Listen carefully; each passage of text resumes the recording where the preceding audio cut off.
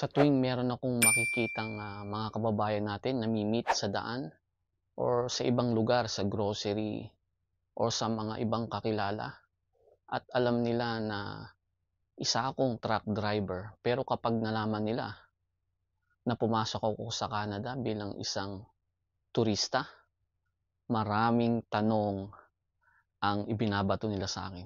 Paano mo ginawa yon? Anong ginawa mo? Posible ba yon?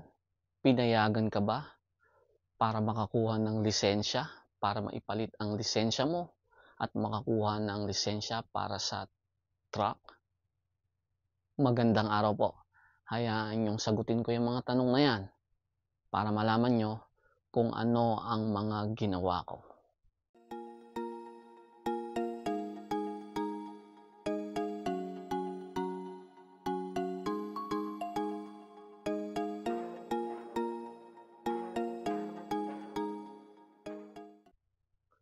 Noon pa, pangarap ko nang maging isang truck driver dito sa North America. Nag-start lahat yan sa Taiwan. Nung ma-expose ako sa trucking dahil nagtrabaho ko doon bilang isang forklift driver. And most of the time, kami yung nagkakarga ng mga loads sa mga trailer, sa mga container van na kumukuha ng produkto sa aming company. At nagsimula noon, parang gustong-gusto ko na maging isang truck driver. So doon nagsimula lahat yung pangarap ko na sana isang araw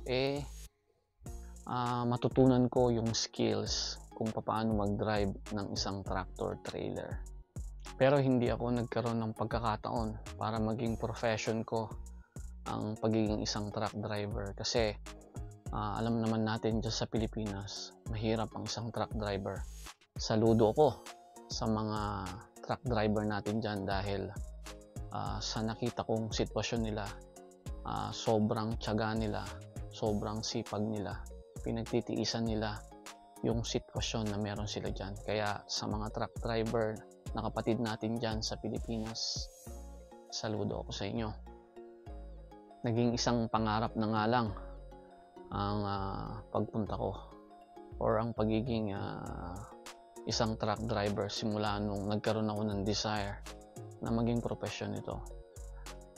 After ng Taiwan, nung umuwi ako sa Pilipinas, nakahanap ako ng isang training sa Iloilo na naghahanap ng mga truck driver na kanilang ititrain at ipapadala sa Canada. Pero yung time na yun, napakamahal ang gagastusin at sa ibang lugar dahil sa Luzon ako, sa Iloilo yun, so sa Visayas masyadong mahal yung bayad at hindi sapat ang budget para mag-training ako. So naging isang pangarap na lang ng matagal na panahon hanggang sa nakapag-abroad ako sa Saudi bilang isang driver, and then sa South Korea bilang isang factory worker, kung saan doon sa company na pinasukan ko doon merong truck ang aking boss na pagka minsan-minsan dahil sa kagustuhan kong matuto itinatakas ko from time to time kahit wala akong lisensya para sa truck. Ganon kalakas ang loob ko,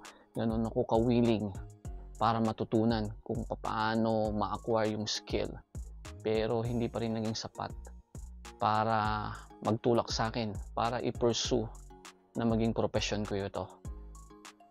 Hanggang tumama ang pandemic. Hindi naman natin gusto ito pero parang naging favorable sa part ko dahil nagkaroon ako ng mas maraming time para sa aking sarili para pag-isipan ang mga bagay-bagay. Hanggang sa napag-ukulan ko ng pansin yung anak kong panganay na papuntahin ng Canada bilang isang international student. At while nagpa-process siya ng kanyang mga papeles, bali ako yung talagang tumutulong sa kanya para i-process yung kanyang mga papeles. Doon uli nagsimula ang lahat dahil napanood ko ang magigiting nating vlogger na truck driver dito sa Canada. Palagi kong sina-shout out si Pinoy Trucker, si Lakay Trucker, si Paring MTV at lahat ng vloggers dito na truck driver sa Canada na naging inspirasyon ko para abutin yung gusto ko talaga na pumunta rito para maging isang truck driver. During pandemic time, naisip ko na kapag ang anak ko ay nakapunta ng Canada bilang isang international student, I think meron akong shot para makapasok din. Dahil since ako ang kanyang sponsor bilang magulang niya, magsusuporta sa kanya para mag-aral sa Canada, I think mabibigyan ako ng tsansa para makapasok, makatungtong ng Canada legally. At yun is as a tourist. Pero ang malaking tanong, kung papasok ba ako ng Canada as a tourist, pwede ba akong maging isang truck driver? Yan ang isang napakalaking tanong na pumasok sa isipan ko, na posible nga ba? May paraan nga ba? At kung meron man, paano? At saan ko makikita yung mga kasagutan sa tanong ko? Kung magiging posible na papasok ako as tourist, at pwede bang maging truck driver ako? Nagsimula akong magsaliksik, maghanap, Google, YouTube, lahat sinaliksik ko dahil marami akong oras, pandemic time. Kumbaga, halos lahat ng tao nakatutok sa internet. To cut the story short, after ko mapanood yung video na pwede naman talaga na makakuha ng lisensya at maging isang truck driver kapag pumasok ka rito sa Canada ng tourist, nag-decide na ako na mag-apply ng tourist visa. Hindi ko na po ikukwento kung ano yung mga requirements na kailangan dahil mababase po yan lahat halos sa sitwasyon na meron ka. Kung ano ang magiging dahilan mo, bakit ka mag-tourist sa Canada. Sa case ko, kagaya ng nasabi ko sa unang video ko, na ang naging reason ko para maging isang tourist dito sa Canada para bisitahin yung anak ko na pinapunta ko rito bilang isang international student. At hindi naman ako nahirapan na ma-approve dahil napatunayan ko naman na babalik ako ng Pilipinas. Then after nung na-approve ang tourist visa ko, nag-training ako. Naikwento ko na rin yan, nag-training ako para at least kahit paano alam ko mag-maneuver ng tractor trailer. And then yun na nga, nag-land na ako dito sa Canada. Mag-start na ako ng proseso kung paano ko ipapalit yung lisensya ko sa Pilipinas para makakuha ko ng full license dito sa Canada, to be specific sa Winnipeg, Manitoba. Nalaman ko na ang dalawang requirements is yung driver's license mo, dapat dala-dala mo. Nasabi ko sa dati kong video, yung mga dinala ko na overkill dahil lahat ng may kinalaman sa lisensya ko, dinala ko na lahat, 4 yon. Pero ang hinanap dito is yung driver's license ko na hindi expired, yung ID card, at kailangan merong kang address dito sa Canada kung saan ka nakatira. So, dalawa yung requirements na hinanap sa akin. Yung lisensya at address. So, ano ang pwedeng magpatunay ng address mo dito sa Canada? Ang sabi sa akin, kailangan kong mag-open ng account, bank account sa bangko. So, yun ang ginawa ko. Pumunta ako sa isang bangko rito, RBC, at sinabi ko na mag-open ako ng account. Kaya kailangan ng address is doon ipapadala yung lisensya mo. At isa sa mga requirement is kailangan residente ka. So kailangan meron ka talagang address. And then paano mo papapatunayan sa kanila na merong address? Sasabihin mo, nakatira ako dito sa 123 street something. Hindi pwede. Kailangan merong dokumento. So, ang ginawa ko sa mga, actually, in-advise nila sa akin, mag-open daw ako ng checking account or savings account or account sa bangko para magkaroon ako ng proof na nakatira ako sa isang address dito sa Winnipeg. So, ganun ang ginawa ko. Pumunta ako sa bangko and then nag-open ako ng account. Well, merong mga question din doon dahil siyempre hahanapan ka nila ng identification mo, and then nalaman nila na tourist ako. Sabi nila sa akin, bakit ka mag-open ng account? Kasi sabi ko, nahihirapan ako minsan bumili, tapos dala-dala ko yung pera lagi. May dala-dala akong pera na malaki, sabi ko ganun, kahit di naman masyadong malaki. Gusto ko mag-open kasi para safe, at least may debit lang ako. Nagdahilan akong ganun, and pinayagan naman nila ako. So sige, okay, dahil nakita nila may i-deposito akong amount, yun yung gagamitin ko para mag-enroll. So medyo hindi naman malaki pero may kalakihan din. So pumayag sila, nag-open ako ng account, inisyuhan nila ako ngayon ng void check. So pinrocess nila, in-schedule nila ako for written exam para sa class 5, and then yun na. Hindi naman naging ganun ka-smooth. Actually, may mga tanong sa MPI or yung parang LTO nila dito. Tatanungin ka nila, bakit mo pinapalit yung lisensya mo, tourist ka lang. Ang sabi ko sa kanila, dahil babalik ako dito sa Canada from time to time at gusto ko makapagmaneho ko palagi kasi nagustuhan ko na ang Canada. Maganda ang Canada. Meron akong 10 years na visa na pwede ako magpabalik-balik dito at iikutin ko ang buong Canada. Yun ang sabi ko. And then siguro convince sila and pumayag sila na mag-exam ako. At naipasa ko na yung written exam for class 5. At kapag naipasa mo na yun, pwede ka nang mag-schedule ng road test agad-agad. I-challenge mo na para dun sa class 5 full. And yun, nag-schedule ako ng road test.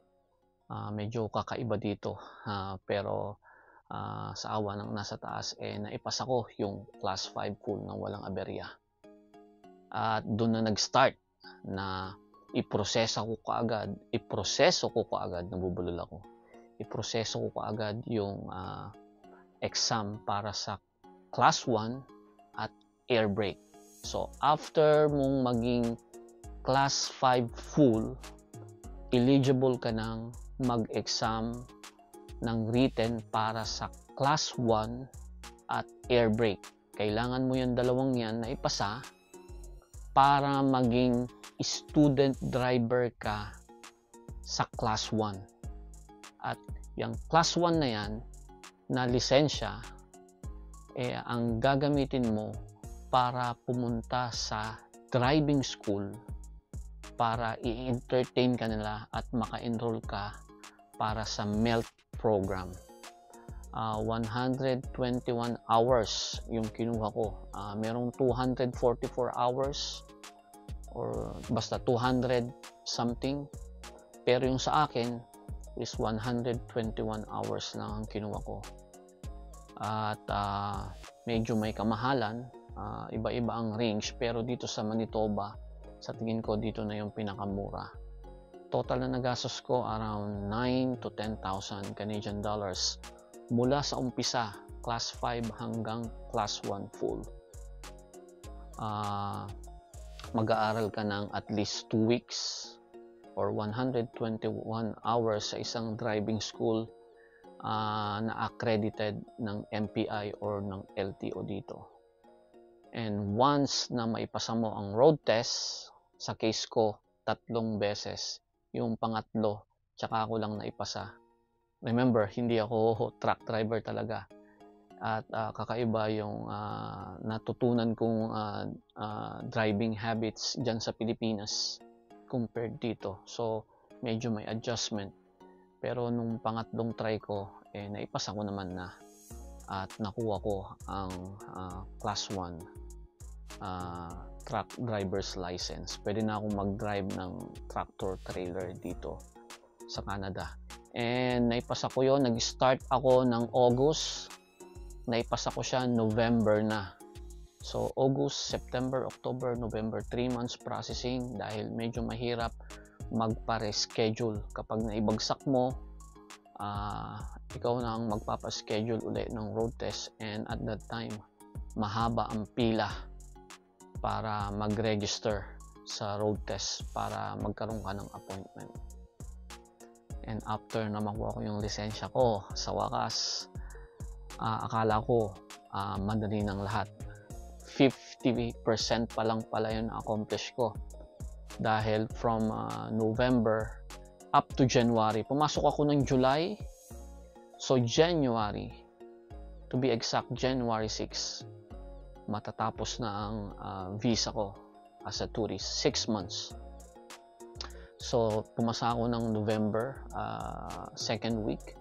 So meron na lang akong halos 2 buwan para maghanap ng employer. At dito na nag-start yung kalbaryo dahil hindi ganun kadali maghanap.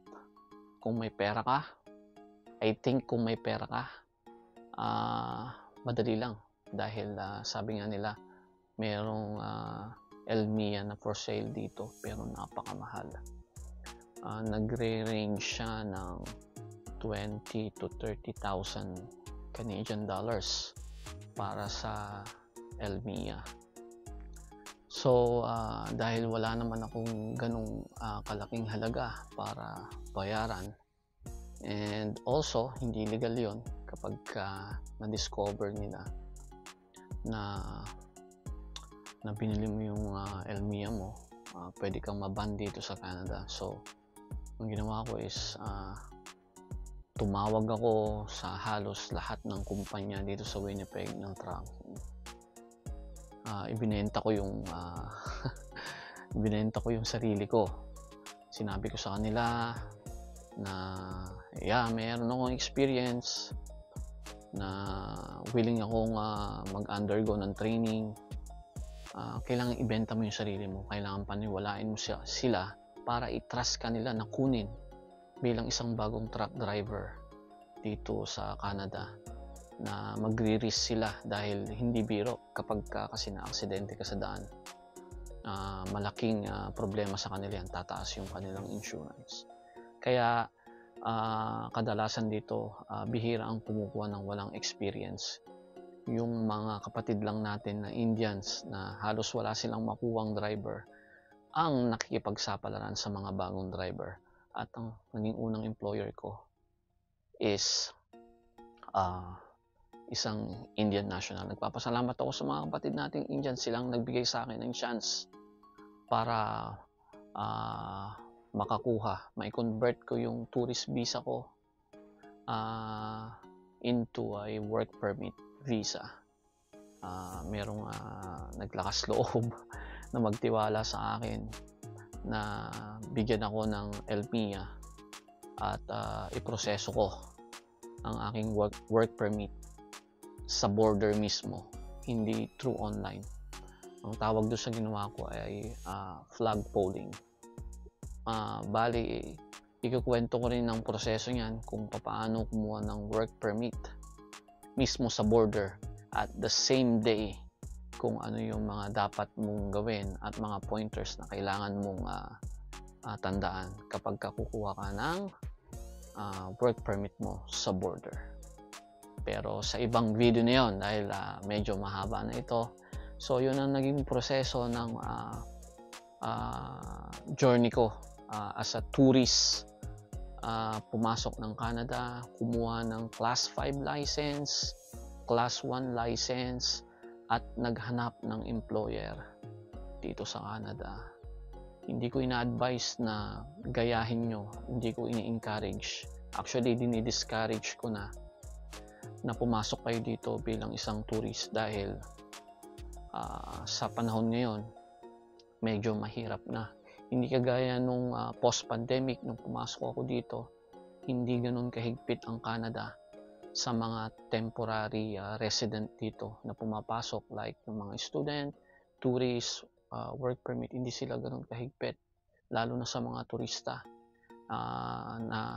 Naalala nyo nga, di ba, nagkaroon sila ng rule dito na pwedeng maghanap ng trabaho ang isang tourist at hindi na nila kailangan lumabas pa or bumalik pa sa kanilang home country, sa kanilang bansa para iproseso ang kanilang work permit.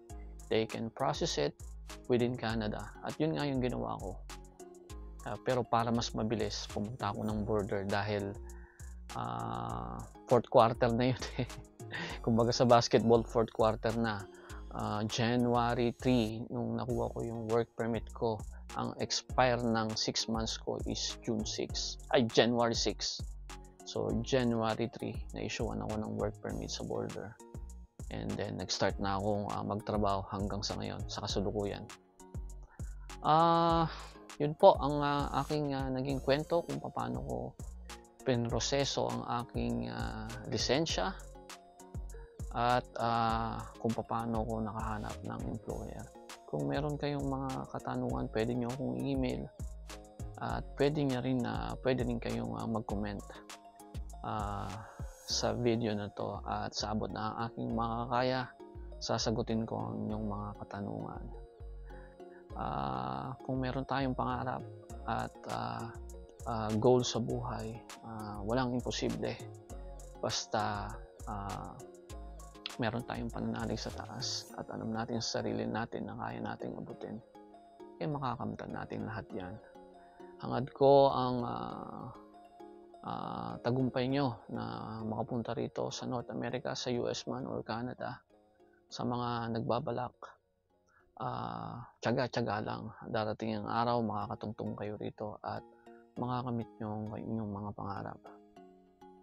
At hanggang sa muli po, Manibelang Pinoy, subscribe po kayo, subaybayan nyo ako at ikukwento ko pa ang araw-araw na journey ko. Hanggang sa muli, maraming salamat.